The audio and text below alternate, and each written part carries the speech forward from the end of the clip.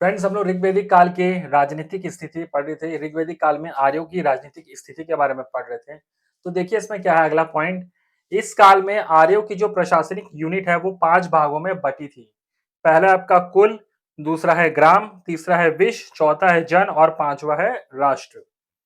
राजा का प्रमुख काम था कबीलों की रक्षा करना, यानी जो लोगों का जो ग्रुप था उनकी रक्षा करना। देखिए अब इसको समझते हैं।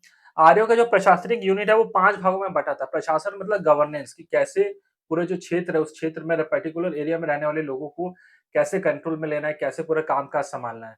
जैसे आज आज के जमाने में प्रशासन क्या था, प्रशासन से ऊपर क्या होता है, शासन होता है। शासन मतलब सरकार, गवर्नमेंट। और प्रशासन के अंदर जो का आते हैं, उनके अंदर आईएएस आईपीएस जितने भी सरकारी लोग होते हैं ना, वो सब क्या होते हैं, प्रशासन के अंदर आते हैं। और प्रशासन के ऊपर कौन रहता है, शासन, यानी कि गवर्नमेंट। जैसे कि बीजेपी केंद्र सरकार है, वो क्या है, शासन में है। चाहे वो बीजेपी हो चाहे कांग्रेस हो, वो लोग किस में आएंगे, शासन में आएंगे। लेकिन प्रशासन में कौन आता है, जितने भी बड़े बड़े गवर्नमेंट ऑफिसर ब्यूरोक्रेट्स आते हैं ना, आईएएस आईपीएस या स्टेट लेवल की जो भी रैंकर्स होते हैं, अधिकारी होते हैं सरकारी, वो सब किस में आते हैं, प्रशासन में आते हैं। शासन में कौन आते हैं, पॉलिटिकल पार्टीज, पॉलिटिकल नेता, ये लोग शासन में आते हैं। प्रशासन में कौन आते हैं, ब्यूरोक्रेट्स, आईएएस आईपीएस, जितने भी सरकारी लेवल के जो ऑफिसर्स होते हैं वो किसी भी फील्ड से, वो सब किस में आते हैं, प्रशासन में आते हैं। ठीक उसी प्रकार इस काल में भी आर्यों की जो प्रशासनिक यूनिट थी, यानी कि जो प्रशासन था, जो गवर्नेंस था, वो 5 भागों में बटा था। पहला है आपका कुल, दूसरा है आपका ग्राम, तीसरा है आपका विश्व, चौथा है आपका जन, पांचवा है आपका राष्ट्र। कुल मतलब क्या, परिवार में आपको बताया था, कई सारे परिवार मिलकर क्या बनाते हैं, एक गांव बनाते हैं। पढ़ चुके हैं अपन, मैं पहले भी आपको बता चुका हूँ। ग्राम, कई सारे गांव मिलकर क्या बनाते हैं, एक विश्व बनाते हैं। विश्व यानी आप क्या समझ सकते हो, जिला। ठीक है। और कई सारे जिले मिलकर क्या बनाते हैं, एक जन बनाते हैं। जन को आप क्या समझ सकते हो, राज्य यानी कि स्टेट, जैसे छत्तीसगढ़, बिहार, यूपी। और कई सारे जन मिलकर क्या बनाते हैं, एक राष्ट्र बनाते हैं, जैसे कि भारत। भारत भी क्या है, कई सारे राज्यों से मिलकर बना है। भारत क्या है, सभी राज्यों का ग्रुप भारत। राज्य क्या है, कई सारे जिलों का ग्रुप। ठीक है। और जिला क्या है, कई सारे गांवों का ग्रुप। और गांव क्या है, कई सारे परिवारों का ग्रुप, यानी कि कुल का ग्रुप। तो प्रशासन की जो बेसिक यूनिट है वो क्या है, कुल। कई सारे कुल मिलकर गांव बनाते हैं, कई सारे गांव मिलकर विश्व बनाते हैं, कई सारे विश्व मिलकर जन बनाते हैं, और कई सारे जन मिलकर राष्ट्र बनाते हैं। जैसे कि परिवार, कई सारे परिवार से मिलकर क्या बनता है, गांव बनता है। गांव से क्या बनता है, जिला बनता है। जिला से क्या बनता है, राज्य बनता है। और राज्य से क्या बनता है, राष्ट्र यानी कि भारत बनता है। ठीक है, तो आप इसे ऐसे भी समझ सकते हो। तो अगर आपको पूछेगा कि आर्यों का प्रशासन कितने भागों में बटा था, तो आप क्या बोलोगे, 5 भागों में। कौन कौन से, कुल, ग्राम, विश्व, जन और राष्ट्र। ठीक है।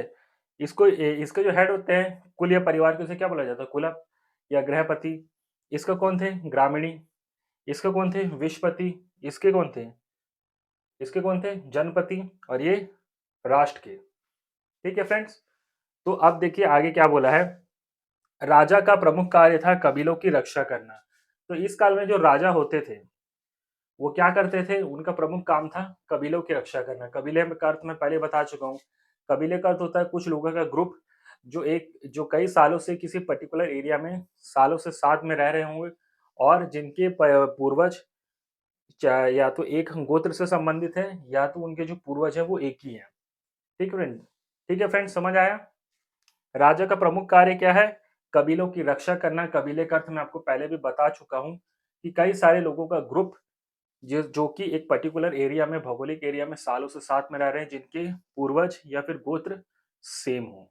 ठीक है फ्रेंड्स, उन्हें कहा जाता है कबीला। तो आपसे रिक्वेस्ट, एक बार नोट कर लीजिए इसको। फ्रेंड्स, ऋग्वैदिक काल के आर्यों की राजनीतिक स्थिति में अब हम लोग आगे पढ़ते हैं। देखिए क्या बोला है। इस काल में अनेक जनतांत्रिक संस्थाओं का विकास हुआ, जिनमें सभा, समिति, विद्वत प्रमुख है। और इन संस्थाओं में राजनीतिक, सामाजिक, धार्मिक और आर्थिक प्रश्नों पर चर्चा होती थी। ठीक है। जनतांत्रिक यानी लोगों से रिलेटेड कई सारी संस्थाओं का, कमिटीज का गठन हुआ। संस्था मतलब कुछ लोगों का ग्रुप मान सकते हो आप। देखिए जनतांत्रिक संस्था जैसे बोलेगा ना, तो इसका अर्थ क्या होता है, इसका अर्थ होता है ऐसे लोगों का समूह, ऐसी व्यवस्था जिसमें धर्म, जाति, जैसे वर्ग, धर्म, जाति के आधार पर किसी के साथ भी कोई भेदभाव ना हो, और सभी को समान अधिकार और समान अवसर मिले, सभी को बराबर के अधिकार मिले, राइट्स मिले, और सभी को सेम अपॉर्चुनिटी मिले। ठीक है फ्रेंड्स, तो मैं आपको फिर से बता दे रहा हूँ, जनतांत्रिक संस्था या जनतांत्रिक जो व्यवस्था है उसका अर्थ होता है एक ऐसी व्यवस्था जिसमें किसी भी इंसान के साथ वर्ग, जाति, लिंग या धर्म के आधार पर किसी के साथ कोई भेदभाव ना हो, सभी को बराबर के अधिकार मिले और सभी को बराबर अपॉर्चुनिटीज मिले, इसको कहा जाता है जनतांत्रिक व्यवस्था। ठीक है। इनमें सभा, समिति और विद्वत प्रमुख है। सभा, समिति, विद्वत। सभा, समिति में इन इन तीनों में सभा, समिति और विद्वत में ज्यादा कोई फर्क नहीं, मैं बता दे रहा हूँ। सभा मतलब क्या होता है, जैसे कोई आम सभा होती है, सभी लोग बैठे हुए, जैसे देखियो राजनीति का सभा होता है, कई सारे लोग बैठे होते हैं, कोई एक जन भाषण देता है। ठीक है, तो वो क्या एक प्रकार की सभा चल रही है, जैसे बोलते हैं ना सभा, कि एक जन बोल रहा है सभी लोग सुन रहे हैं, वहां पर क्या हो रहा है, विचारों का आदान प्रदान हो रहा है। समिति का अर्थ क्या होता है, समिति भी किसी खास वजह, किसी खास मकसद के लिए कुछ लोगों का ग्रुप बनता है, कुछ लोगों का कमेटी बनता है, तो उसको समिति मतलब कि एक प्रकार का आप कमेटी मान सकते हो। कमेटी का अर्थ क्या होता है, अपने फील्ड से रिलेटेड या अपने एम से रिलेटेड जो काम होते हैं उनको करते हैं समिति वाले। तो सभा, समिति, ये आज के ज़माने में मतलब इसमें कोई ज़्यादा फ़र्क नहीं है। सभा मतलब क्या, कई सारे लोग बैठे हैं, चर्चा चल रही है, उसको क्या बोला जाता है, सभा। जैसे एक जन बोल रहा है, सब लोग सुन रहे हैं, तो वो क्या है, वो एक प्रकार की सभा है। समिति का अर्थ होता है कुछ लोगों का ग्रुप जो पर्टिकुलर किसी एक मकसद, किसी खास फील्ड के लिए वो लोग काम करते हैं। समिति मतलब ऐसे कमेटी आप समझ सकते हो। और ये जो विद्वत का जो अर्थ होता है, विद्वत का अर्थ होता है दोस्तों, ऋग्वेदिक काल में ना एक प्राचीन सभा होती थी, जिसमें क्या होता था, लोग उस समय सामाजिक, आर्थिक, धार्मिक और सैन्य मामलों से संबंधित विषयों पर बातचीत होती थी और उस पर इम्पोर्टेंट डिसीजन लिए जाते थे। विद्वत को अगर आप आज के संबंध में समझोगे ना, तो जैसे बड़ी-बड़ी कैबिनेट मीटिंग होती है सरकार की। सरकार क्या करती है, कोई भी पॉलिसी लागू करने से पहले आपस में प्रधानमंत्री जी और उनके पूरे जो कैबिनेट मिनिस्टर हैं, आपस में बैठ के बातचीत करते हैं, मीटिंग करते हैं, कैबिनेट की मीटिंग होती है।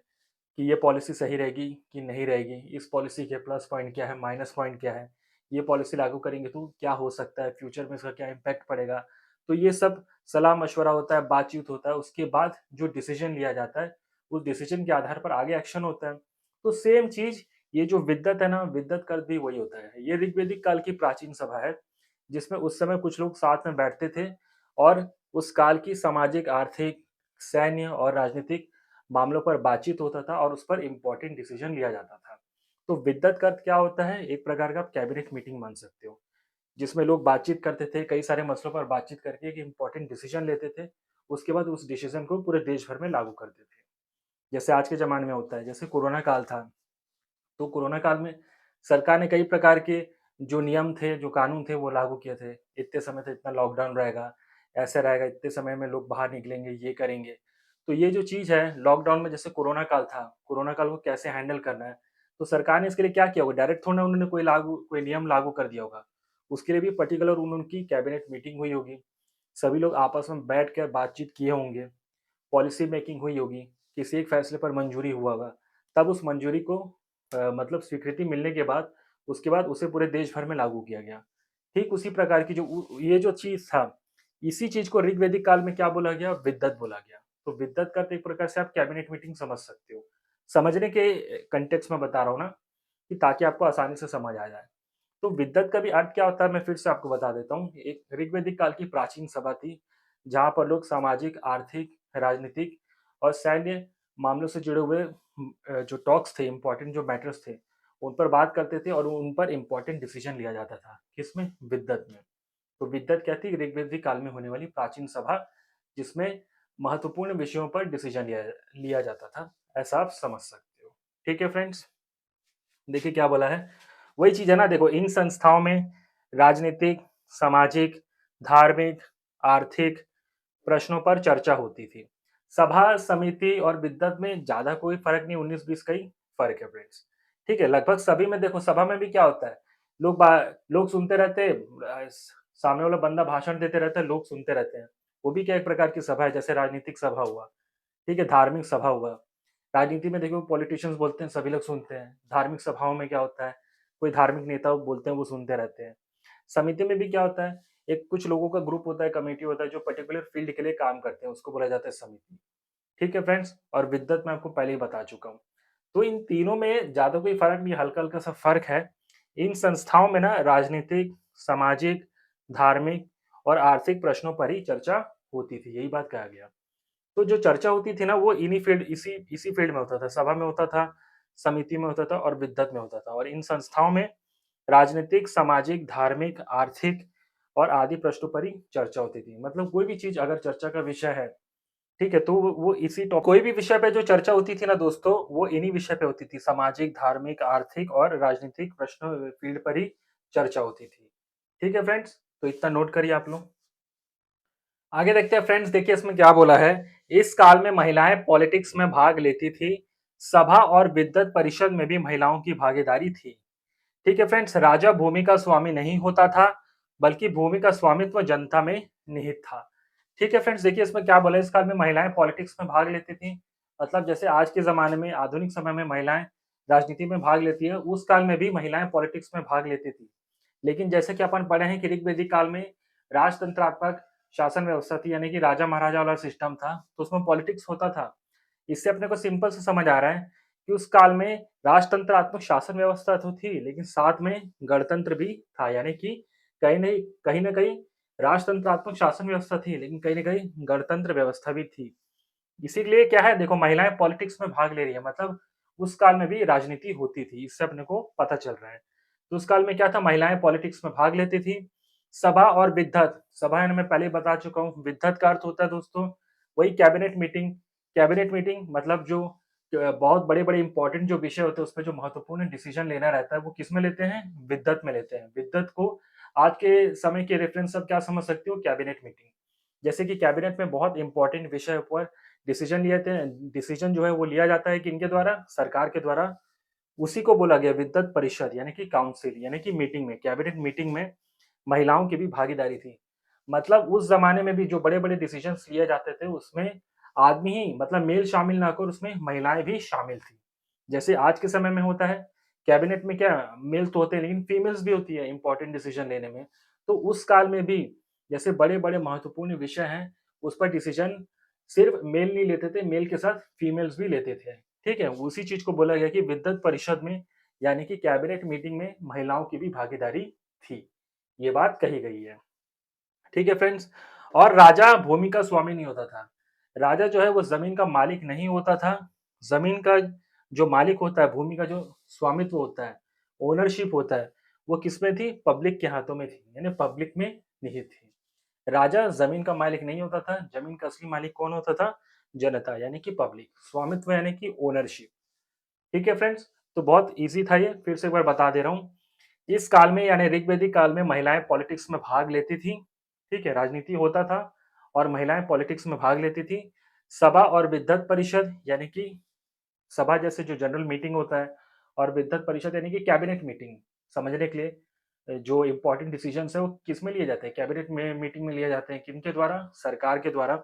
तो उस मीटिंग में आदमी के साथ महिलाएं भी भाग लेती थी। जैसे कि आज के ज़माने में इम्पोर्टेंट मीटिंग्स में लेडीज़ शामिल होती थी, उस ज़माने में भी महिलाओं की भागीदारी थी, ये बात बोली गई है। ठीक है? और इस काल में राजा भूमि का स्वामी नहीं होता था, यानी ज़मीन का मालिक नहीं होता था। स्वामित्व यानी कि जो लैंड है, उसकी जो ओनरशिप है, वो किसके हाथों में होती थी? जनता यानी कि पब्लिक के हाथों में। ठीक है फ्रेंड्स? तो इतना नोट कर लीजिए आप लोग।